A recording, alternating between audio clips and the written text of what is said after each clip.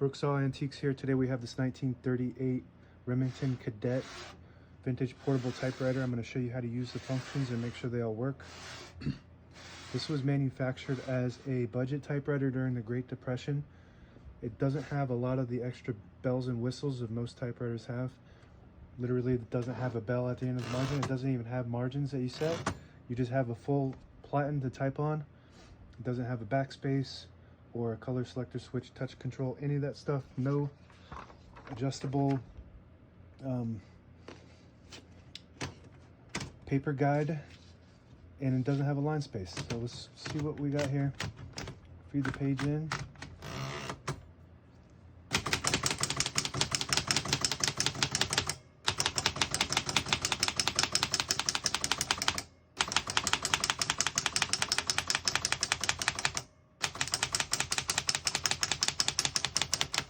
That's all the keys, and to do a line space, I just put my left hand on this, on the knob, and then turn it while I'm pushing it all the way. And you can turn it as many times as you want, and that's your line space.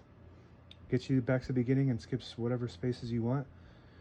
Another fun fact about this is that there's no symbols. The only symbol this has when you do a shift is a plus. So all of these are pluses. So that's cool. I've never seen that before.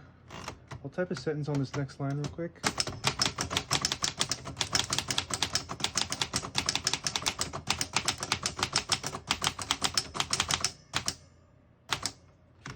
I mean, it types really nice.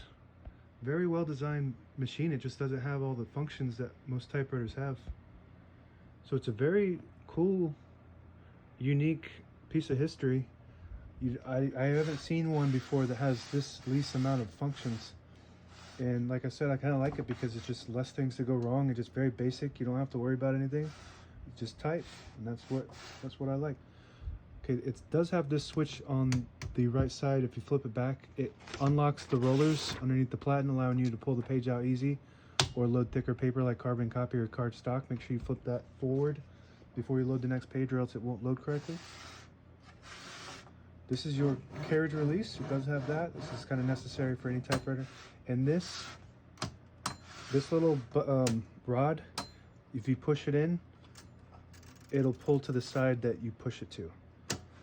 There's one on each side, and it's just, this is your ribbon direction control.